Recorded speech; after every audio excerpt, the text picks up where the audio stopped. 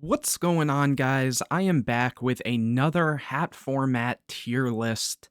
Today, I wanted to go over rank 3 monsters and talk about what are the best options you have if you need some rank 3s for your extra deck, and in general, talk about what are the best ones you can be playing and which ones you might want to keep an eye out for, as you'll probably be seeing them throughout your H.A.T format journey.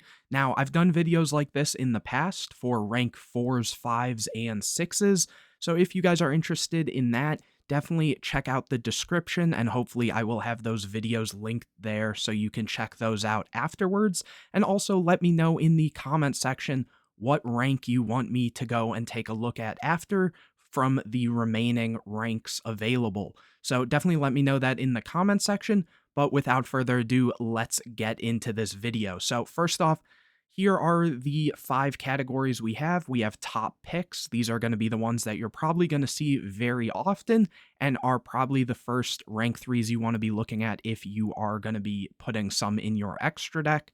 After that, we have solid option. These are the ones that are pretty good, though they might not be your first idea of what you actually want to put in, but if you need an extra one, it's definitely a solid option. After that, we have top pick semi-generic. So a lot of these, they require things that I would consider semi-generic. So for example, needing like light monsters or wind monsters or something along those lines. And so that's going to be the top picks if your deck can play those specific typings, whether that's attribute type or something like that. One other thing I want to note is I tried to not include the archetypal specific ones. So if you don't see a specific rank 3 on this list, it might be because it's either seeing no play at all or it's just too specific for a specific archetype. After that, we have combo piece. These are the ones that don't really pop up often, even considering the semi-generic space here, though certain combo decks will use them because it does something that helps out with that deck specifically. So that's that option. And then fall short are the ones that either don't really see that much play, or there's just better options for them, or just in general, they might not be great. So let's actually get into it. First off, we have Wind Up Zenmaines. Obviously, this is a classic Xyz for anyone who's been playing the game for a very long time. It has the ability to protect itself from destruction by detaching a material, and then during the end phase, if it survived, it's able to pop a card on the field. This card can be really hard for a lot of decks to out, specifically because it has really high defense, though cards like Black Ship of Corn are easy outs to it. But in general, for a rank 3 option, I'm going to say it's a very solid option. There are definitely decks that can take really good advantage of this, and in general, it's just a really good card. After that, we have Muzaridhim, the Djinn monster. This one has the ability to basically double its own attack when I think it has to attack specifically for that, so it becomes a 3,000 beater, and unfortunately I'm going to say that this one falls a bit short. There's other Xyzs that we'll talk about on this list that kind of do that, but better, and it doesn't even sometimes involve using its own effect. And if I'm remembering correctly, and this has to specifically attack to activate that, it's not really that great, unfortunately. After that, we have Giga Brilliant.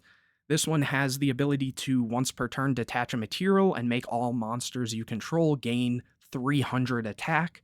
Now, while that doesn't sound like it's that much, I know back in like 2012, for example, this was used in a lot of decks just for OTK potential. Though in H.A.T format, what would be considerably about 2 years past 2012, this card doesn't really see any play, and it also kind of loses hard to cards like Ragna Zero, and even then, it's an 1800 beater, so if it gains 300, it still just crashes with a Moral Attack, which isn't great, but I will say that I would put it in the combo piece section here, simply because there are a couple decks that need to have an Xyz that can just generically detach a material, and Giga Brilliant is a cool way to have that ability to detach a material, and it still kind of has the ability to help OTK in those exact decks. I'm talking like there's the Insector artifact deck that could, in theory, play this, or even there's the wind up builds that can play this just because a lot of times they do need an extra card in grave. But I would say in general, it's not the best. Next, we have Malaya the Trees. This one requires, I believe, either plant monsters or earth monsters, and it has the ability to dump a plant from deck or special summon a plant from graveyard. I'm going to put this in top pick for semi-generic. If you're playing a plant deck that can make threes, you definitely want to be playing this. The more I'm thinking about it, I'm pretty sure you actually just need 2 level 3 earths. What's making me remember that is a lot of decks that play Crane use it to go into this and then like be able to summon back Lone Fires and stuff. So this card is really good. Just having both the Foolish and the Reborn effect once per turn is really, really good. I believe it has 1800 attack, so not the worst either for a, rank 3. So definitely a top pick for the semi-generic category. After that, we have Constellar Hyades or Hades. I don't exactly remember the full thing. This card, I think, if I had a category that was like underrated or has potential, this card would 100% be in that category. This one requires 2 level 3 light monsters, and it has the ability to once per turn detach a material and switch all opponents' monsters to face up defense position. So this is really cool against decks that set a lot of monsters or try to bluff you. You're able to actually see what those monsters are before attacking into them. Also, I think it has 1900 attack, which is really good again for a rank 3. It either has 19 or 2000. I don't think it had 18. I could be wrong on that, but in general, I think this is a cool card that could have potential, but for the sake of this, I'm going to say it falls short. Again, if there was maybe even like a semi-generic solid option that might fall into it, I think it's a really cool card. After that, we have Levier the Sea Dragon, being able to detach a material once per turn and special summon a banished level 4 or lower monster. With the amount of DD Crow in the format, and just in general, this card could be considered a combo piece, but at the same time, people also forget this can take your opponent's banished monsters. So a lot of decks, for example, Lightsworn Ruler, that are banishing some of their own stuff, this card is great against that. It also just, again, if your deck gets hit by DD Crow, being able to bring back your own resources and stuff is really good. I want to say for that reason, this is probably a top picks card. If your deck has the ability to make this and has the space to make this, it's a really great card to put in. I would say it's better than a solid option because, again, there's just so many situations and so many decks that can take advantage of this. Decks like Mermail that have cards like Tidal and stuff can make this easily. There's tons of rogue decks that can make this easily. Madolche can play this. I can't say enough good stuff about this card as a whole. It also has really high defense, which is nice. I believe it's 1800 attack and 1600 defense, so very solid stats overall. After that, we have Tempo.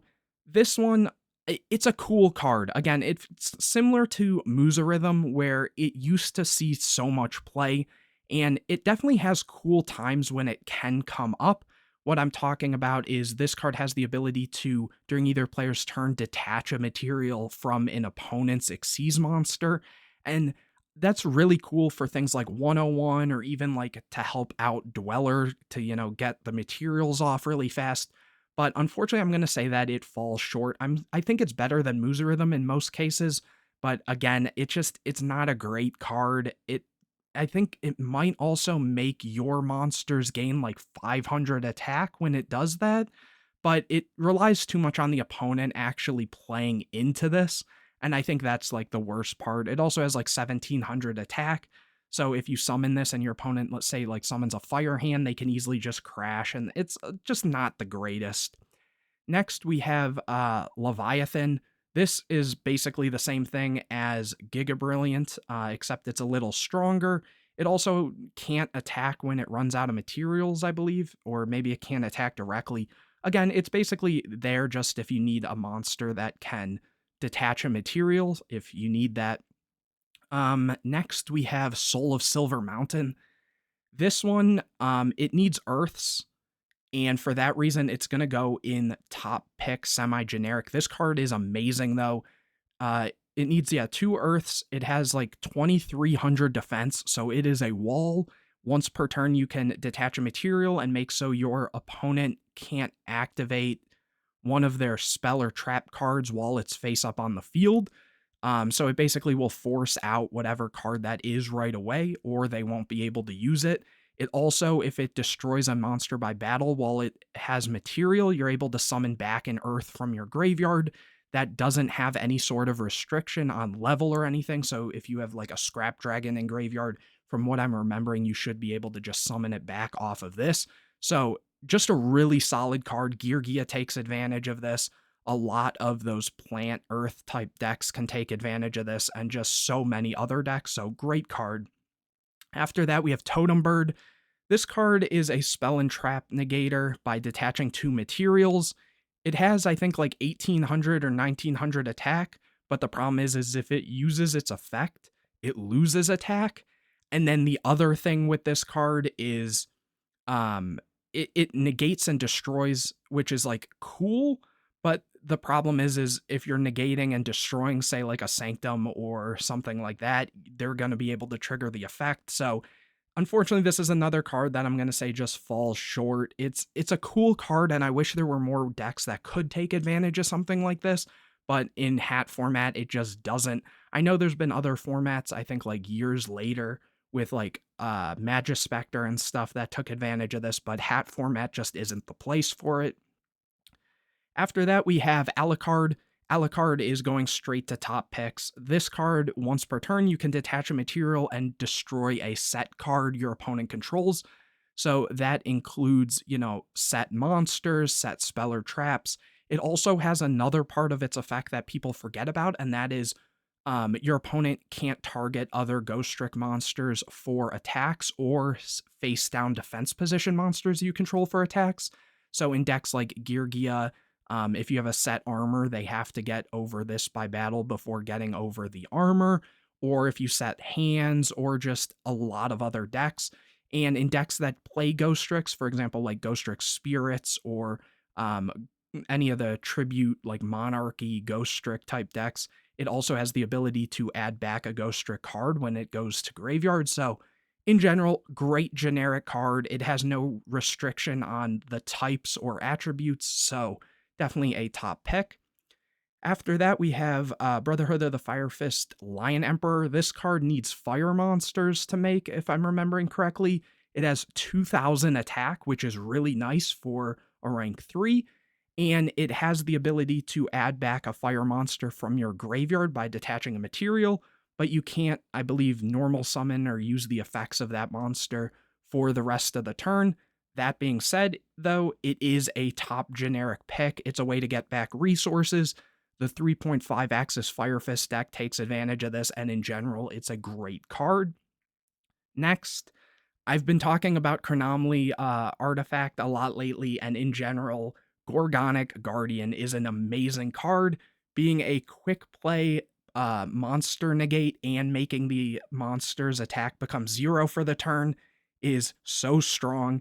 It also has the ability to pop a monster on the field that has 0 attack. So if you use this on your turn and then negate the monster's effects, and then you can destroy that card, this is an amazing card. I'm going to put it right here at a top semi-generic pick. If your deck is playing rock monsters, you should be playing this card. If you can, make level 3s or rank 3s. Next, we are looking at Shark Caesar. This is a card that, unfortunately, it needs 3 level 3s, but it can also have up to 5 material. So it's one of those that, minimally it needs 3, but if you want to put more, you can put more. And it has 1,800 attack, and what this does is once per turn you detach a material from it, and you put a counter on it. I forget what the counters are, like shark counters. And then when it attacks or is attacked during damage step only, it'll gain 1,000 attack for each of the counters. So if you use the effect once, it becomes a 28 beater. I think what holds this card back is simply the fact that it needs 3 materials. If it needed 2, this card potentially would have more play because it could get up to a 38 beater during damage step only. So it could play around a ton of cards, but unfortunately, I'm going to say it falls short. I think there's potential for this card to see some sort of play in the right deck. I know there were some like water OTK decks and stuff around hat format, so it has potential. It's a cool card, but unfortunately falls short. Next, we have Mequip Engineer. This card, you're able to detach a material, switch the battle position of an attack position monster you control, and make so it can't be destroyed by battle or card effects for the turn. This card is really, really good. It helps you protect your board in a lot of decks. It can help you stall out. It has 1800 attack. Very good card. I want to put it somewhere between top picks and solid option.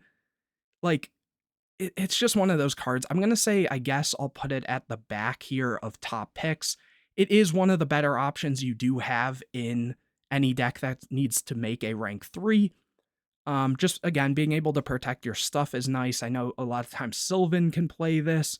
Sometimes there will be Geargia decks that play it. So yeah, no, in general, very good card. And any deck that still plays Tour Guide or something, they can take advantage of this. So yeah, very good card. Next, we have one of my favorite, if not my favorite, Xyz monster, and that's Fortune Tune. This card is so, like, underrated. I can't even explain it. It makes well, first off, while it's face up on the field, your opponent can't, or neither player, I think, can target it with card effects. Maybe it's just your opponent, if I remember. I don't know. If it would be destroyed by battle or card effects, you can detach a material from it instead. During your standby phase, you gain 500 life points, and if it's sent from field to graveyard, you're able to target 2 level 3s in your graveyard, shuffle them back into the deck, so it recycles your resources, and if you do that, you shuffle it, so it recycles itself too. I think this card is amazing. There's probably going to be bias with this, but I definitely want to say this is a top pick. For the sake of not being biased, I'll put it in solid option. It is a little slower. It's one of those decks where if you want it, or one of those cards where if you're trying to stall specifically, it's a great card. 2 activations during the standby phase of this make so you have an extra card you can get off a soul charge. Just a good card. If I'm remembering correctly, and Black Ship targets, this is a way to play around that too. It's very similar to Zen mains in the sense where it takes multiple cards to out it. So I'm definitely going to put it there. You guys will have to let me know what you think, though, in the comment section. Next, we have, what is this card called? Nightmare Shark. This is basically just Heartland Draco, but for rank 3s. Right away, I'm going to say it's a solid option. It's not used as often as it should be. Maybe it's just because not as many decks do make rank 3s as often, and if they are, they're usually going for one of these top picks. But I definitely think it's a solid option, just being able to steal games at certain points, so gonna put it there. Next, we have MX Saber Invoker. This card detaches a material and special summons an Earth Warrior or Beast Warrior. I'm forgetting exactly. It's one of the two. I believe probably both. From your deck in defense position. So this is a pretty good card. I know Madolche uses it to summon the Messengelados and stuff. And I'm going to say that this is a combo piece card. Usually decks aren't playing this unless it's for a combo. And decks like Wind Up and stuff will take advantage of this card for that reason as well. So definitely going to go and put it there. After that, we have Tri-Edge Lavia.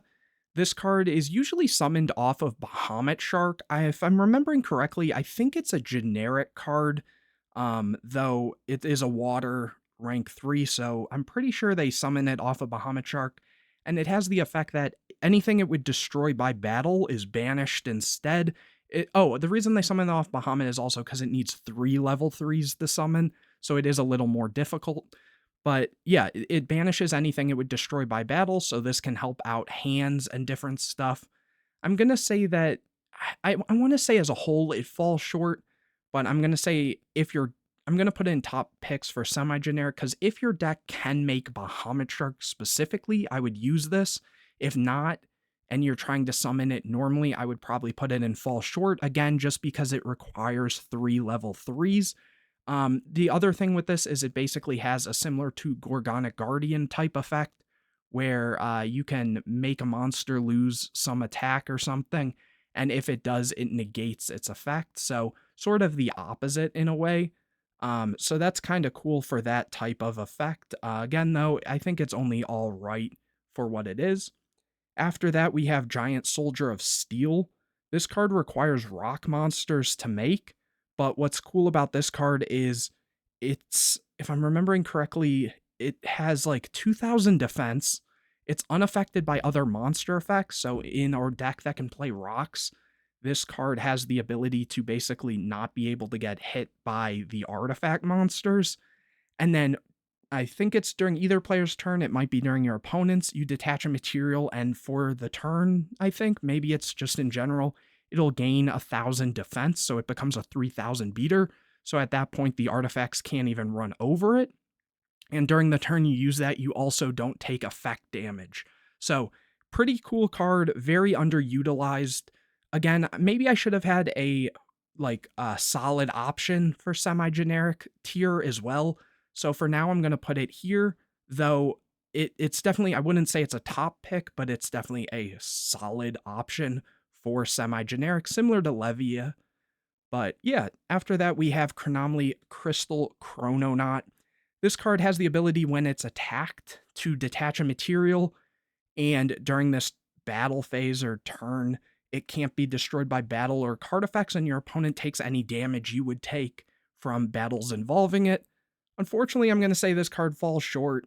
It's a really cool card, and I wish it was better, but the fact that it's specifically when your opponent's monster attacks just isn't great. So, unfortunately, falls short. And lastly, we have Acid Golem of Destruction. This card, while it isn't great, like as a whole, it's good enough. I want to say it's solid option, but if I'm being completely honest, it's like a necessary card for a lot of decks. So I'm going to put it in top picks. Let me explain this. So it's a 3000 beater, which is really, really strong for a rank 3.